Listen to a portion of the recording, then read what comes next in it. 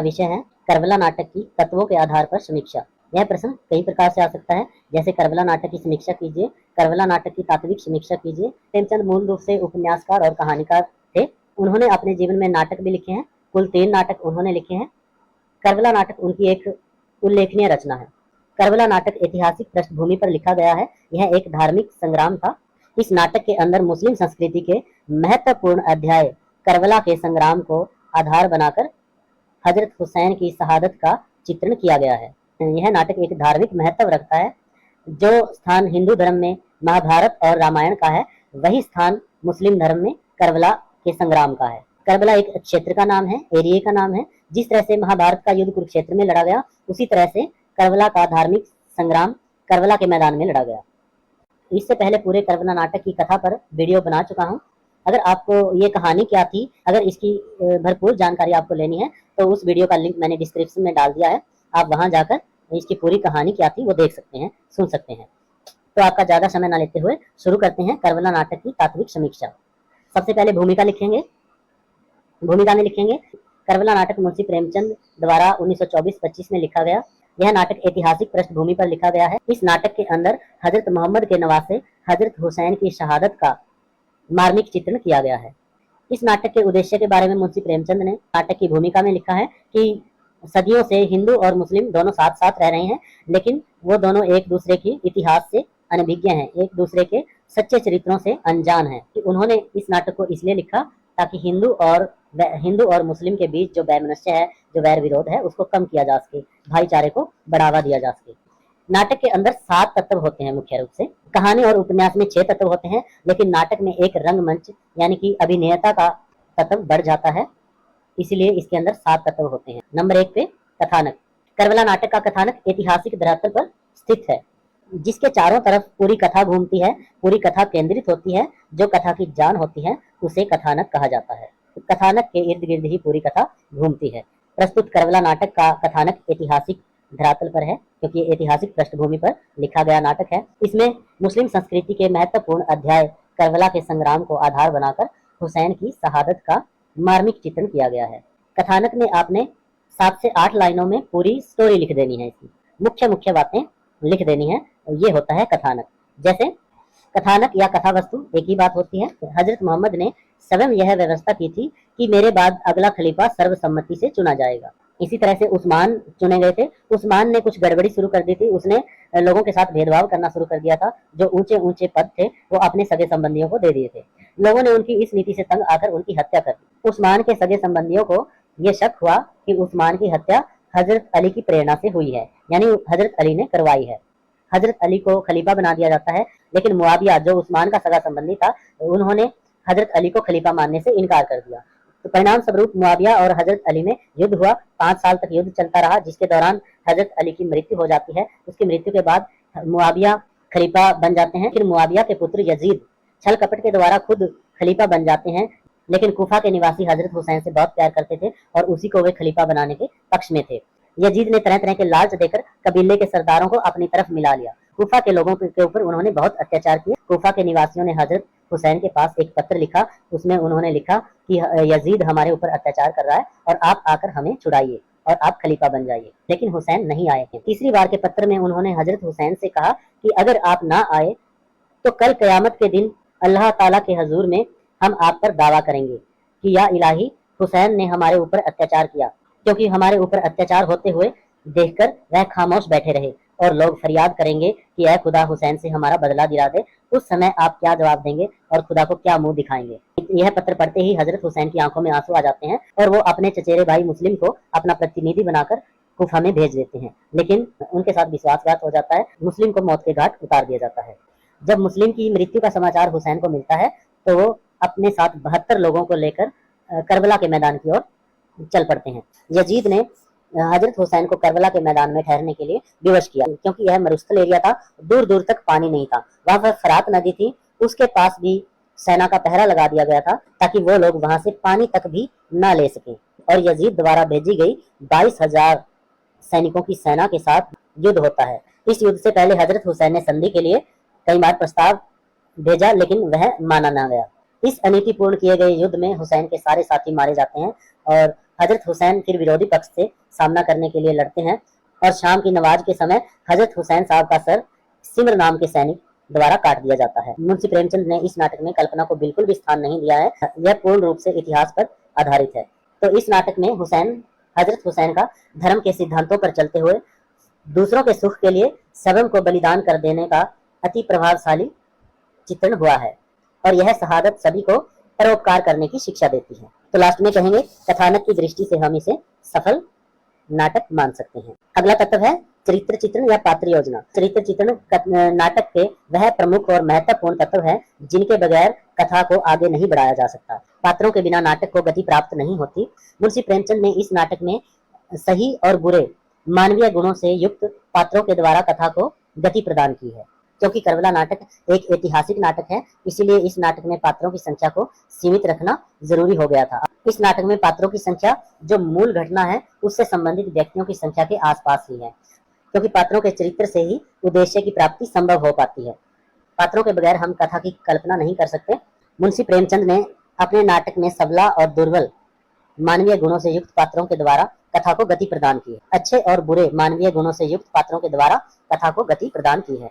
लेखक ने सभी पात्रों के व्यवहार और उनके मनोभावों का चित्रण बड़ी कुशलता से किया है। पाठक जब उनको अभिनय करते हुए देखता है तो उसके सामने पूरी घटना सजीव हो उठती है। तो पात्रों की दृष्टि से भी हम इसे एक सफल नाटक कह सकते हैं। तीसरा जो तत्व रहता है वो होता है कथोपकथन, संवाद योजना यानी डायलॉग्स। एक आदमी बोलता है, दूसरा उसका जवाब देता है, वो होते हैं संवाद योजना, कथोपकथन। संवाद नाटक के लिए बहुत महत्वपूर्ण तत्व होते हैं। संवाद कथा को आगे बढ़ाने में सहायक होते हैं। संवादों के द्वारा ही पात्रों का चरित्र चित्रण उभर कर सामने आता है। यदि कोई पात्र संवाद ही नहीं करेगा, बोलेगा ही नहीं, तो कैसे पता चलेगा कि उसका चरित्र कैसा है। संवाद सरल होने चाहिए, छोटे होने चाहिए और भाव और पात्रों के अनुकूल होने चाहिए। इस नाटक के संवाद भावों के अनुकूल, पात्रों के अनुकूल, विषय के अनुकूल और रोचक हैं। जिस तरह के भाव मन में चल रहे हों वैसे ही संवाद पात्र के मुंह से निकलवाए जाने चाहिए। यदि व्यक्ति गुस्से में हो तो ऐसी ही शब्दावली का प्रयोग उसके मुंह से निकलवाया जाना चाहिए। यदि व्यक्ति प्रसन्न हो तो कोमलकांत शब्दावली का प्रयोग उसके मुंह से निकलवाया जाना चाहिए। तो ये होता है भावों के अनुकूल। पात्रों के अनुकूल, जैसा पात्र हो वैसे ही संवाद होने चाहिए। यदि पात्र असभ्य है, गाली गलौज कर रहा है, वैसे ही संवाद उसके मुंह से निकलवाए जाने चाहिए।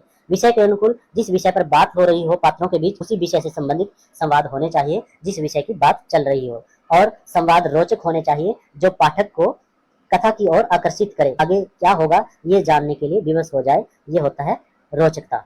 इस नाटक में अधिकतर संवाद हैं जो वो सजीव हैं। प्राय दोष लगाया जाता है कि नाटक के संवाद अधिक लंबे हैं, लेकिन लंबे संवादों के कारण कथा वस्तु में कहीं भी नाटकीयता और गतिशीलता के गुणों को आघात नहीं पहुंचता, रुकते नहीं है, उसमें अवरोध नहीं होता। लंबे संवाद से लेखक को पात्रों के चरित्रों को उभारने और उनकी विशेषताओं को स्पष्ट करने से प्रकट करने में सहायता प्राप्त होती है। तो संवाद तत्व में आपने नाटक में से 2 या 3 लाइनें याद कर लेनी है, संवाद की लाइनें याद कर लेनी है, वो इसमें लिखनी होगी। जैसे इसमें हजरत हुसैन के अंतिम शब्द होते हैं। सिमर जब हजरत हुसैन के पास उसे मारने के लिए जाते हैं तो हुसैन कहता है, तू कौन है? सिमर, मेरा नाम सिमर है। हुसैन, मुझे पहचानता है? सिमर, खूब पहचानता हूँ, तुम अली और फातिमा के बेटे और मोहम्मद के नवासे हो। तो इतनी सी बातें आपको याद कर लेनी है और वो लिख देनी है। इसमें संवादों की दृष्टि से भी हम इसे सफल नाटक कह सकते हैं। अगला है देश काल व वातावरण। नाटक को प्रभावशाली और जीवंत बनाने के लिए देश काल और वातावरण का बहुत अधिक महत्व होता है। करबला नाटक में ऐसा वातावरण बनाया गया है जिससे मुस्लिम संस्कृति, वेशभूषा, रहन सहन और विचारधारा का यथार्थ रूप हमें देखने को मिलता है। लेखक ने ऐतिहासिक और सामाजिक घटनाओं को यथार्थ का चोला प्रदान करने में अनुकूल देश काल और वातावरण की योजना की है। देश काल और वातावरण के अनुसार ऐसे होता है, जिस देश की घटना हो वैसे ही पात्रों का पहनावा होना चाहिए, वैसा ही रहन सहन, खान पान वैसा ही होना चाहिए जिस देश की घटना हो। तो ये होता है देश काल और वातावरण के अनुसार। लेखक ने ऐतिहासिक और सामाजिक घटनाओं का यथार्थ चोला प्रदान करने में अनुकूल देश काल और वातावरण की योजना की है। लेखक ने उस समय के समाज के साथ साथ समकालीन समाज की जटिलताओं को वातावरण में गूंथने का प्रयास किया गया, जिसमें उन्होंने पूर्ण रूप से सफलता भी प्राप्त की है। यजीद के भैबलशाली अय्यासी भरे जीवन के साथ साथ उसकी क्रूरता का प्रस्तुतिकरण प्रभावशाली है। तो करबला नाटक वास्तव में ही तात्कालीन जीवन शैली और परिवेश को प्रस्तुत करने में समर्थ सिद्ध हुआ है। देश काल और वातावरण की दृष्टि से भी हम इसे एक सफल नाटक कह सकते हैं। अगला है अभिनेता।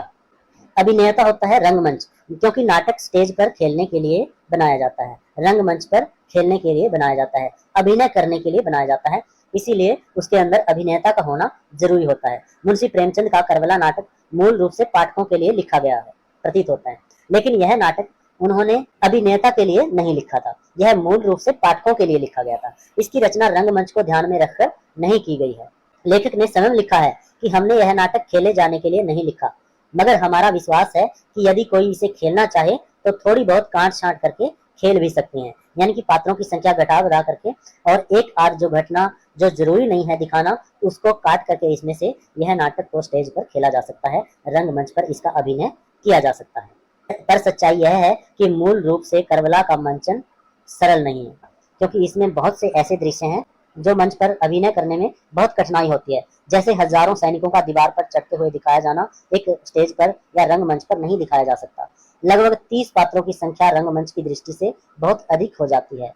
यह सही है कि इस नाटक के मंचन के लिए पात्र संख्या कम की जा सकती है और जो अधिक विस्तार है उसको भी कम किया जा सकता है, पर कुछ दृश्य मंचन में अवरोध अवश्य उत्पन्न करेंगे, लेकिन फिर भी रंगमंच की नई तकनीकों के प्रयोग से ऐसा भी किया जा सकता है। कथानक और मूल भाव से छेड़छाड़ किए बिना कुछ परिवर्तनों के द्वारा इसे रंगमंच पर अभिनीत किया जा सकता है, अभिनय किया जा सकता है, खेला जा सकता है। अगला तत्व है भाषा शैली।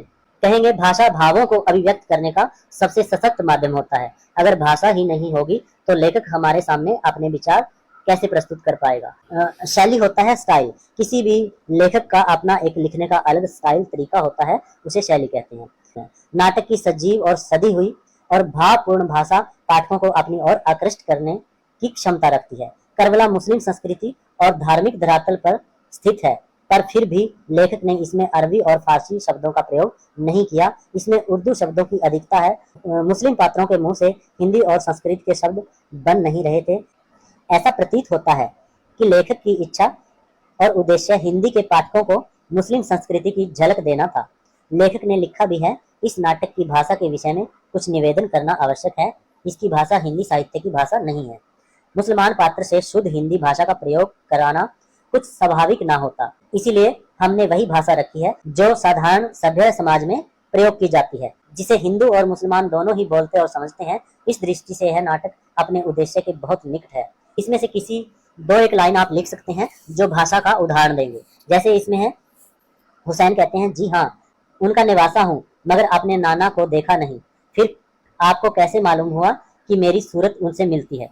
जोगी हंसकर कहता है, भगवान, मैंने उनका स्थूल नहीं देखा, पर उनके आत्म शरीर का दर्शन किया है, आत्मा द्वारा उनकी पवित्र वार्ता सुनी है। मैं प्रत्यक्ष देख रहा हूँ कि आप में वही आत्मा अवतरित हुई है। आज्ञा दीजिए आपके चरण रज से अपने मस्तक को पवित्र करूं।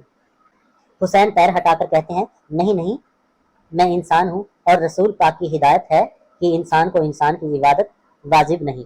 तो आप कहीं से भी इसके एक दो लाइन उठा के लिख सकते हैं, वो भाषा का उदाहरण होगा। प्रेमचंद की भाषा में कठिनता नहीं है, जिस कारण संवाद सरलता से समझ आते हैं, जिनमें रोचकता है, सहजता है और गत्यात्मकता विद्यमान है, यानी गति इसके अंदर रहती है। मुहावरेदार और लोकोक्तियों का प्रयोग अति स्वाभाविक इसके अंदर हुआ है। तो इस दृष्टि से भी हम इसे सफल नाटक कह सकते हैं। अगला तत्व है उद्देश्य। इसके अंदर लिखेंगे कि कोई भी रचना निरुद्देश्य यानी बगैर उद्देश्य के नहीं होती। लेखक कुछ भी लिखता है, उसका कोई ना कोई उद्देश्य अवश्य रहता है। प्रस्तुत करबला नाटक भी एक स्वदेश्यपूर्ण रचना है। लेखक का उद्देश्य इस नाटक की रचना से जुड़ा अति सहज और स्वाभाविक है।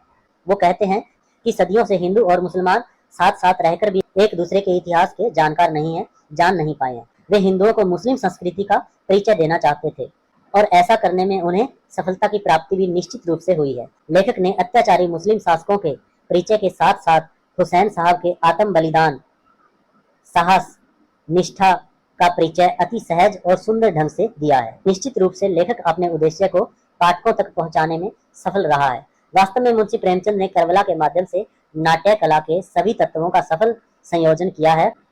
इस नाटक में हमें नाटक की सभी विशेषताएं देखने को मिलती हैं। अगर अलग से प्रश्न आए कि प्रस्तुत नाटक का उद्देश्य स्पष्ट कीजिए, तो आपने पूरा डिटेल से लिखना है, लेकिन यहाँ पे बिल्कुल 5-7 लाइनों में आपने उद्देश्य को स्पष्ट कर देना है।